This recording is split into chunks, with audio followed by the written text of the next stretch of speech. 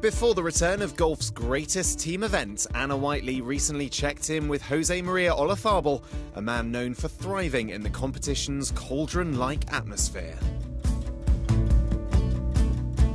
Where better to catch up with a Ryder Cup legend than at this year's venue, Le Golf Nacional. José, it's wonderful to see you here. Just describe, with all your experience at this course, what kind of a venue is this going to make? An awesome one, we're anticipating. Well, I think it's going to be a fantastic venue, to be honest, especially, you know, down the stretch, those last few holes with all the amphitheater that you have around the right-hand side of the 18, the backhand side of 16. You know, you see the whole 15. I think it's going to be fantastic. And on top of that is a golf course where I believe you don't have to be a long hitter. You're not going to use many drivers off the tee, I think, during that week. And it's going to be a tournament where precision is going to be key, especially off the tee, I think. In all of your experience with Ryder Cup venues, what is it about the courses? Because it needs the dramatic layout, it needs the challenges. What does this course have that's going to provide those challenges? Well, especially a lot of rough, but I think what is really going to change the atmosphere is those last 4 holes. There's a lot of water in play, and with all the crowds around those holes is going to be very, very loud, for sure, and it's going to be very exciting.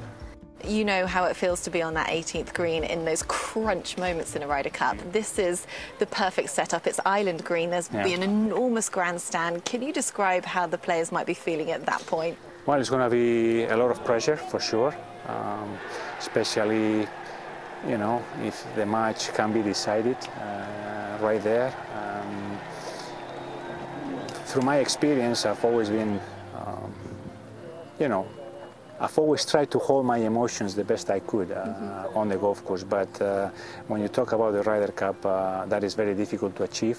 And if you talk to any player, he will tell you that there is no pressure like playing the Ryder Cup. And on top of that, if a continent is on your shoulders, that's going to obviously make it more difficult. And I think the players are going to be feeling very, very nervous down the stretch, and especially on that 18th hole. You've captured the hearts of so many golf fans because you are so passionate, especially in the Ryder Cup. Can you tell us moments or venues that you've really felt more passionate than you ever have at Ryder Cups for any particular reason, other than Medina, of course? No, I think nothing like the Ryder Cup. I've managed to win a couple of major events, but it's a completely different situation.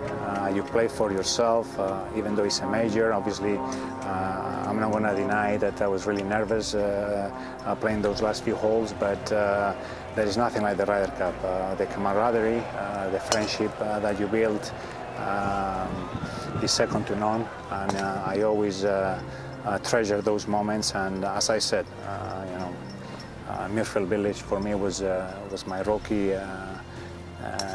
year as a Ryder Cup player, and I do have wonderful memories of that. Maybe a little bit ashamed of my dance on 18, but I let the emotions go, and you know, that tells you a bit about what goes on through the players' minds. And what do we think of Europe's chances? Do we like the look of the lineup at the moment? Well, at the moment, I think it's looking good. You know, in all honesty, we can see that the US team is a very strong team, but I think Europe, you know, is looking good. It's shaping up well. Maybe we need, I don't know, maybe Sergio and Rory to maybe step it up a little bit.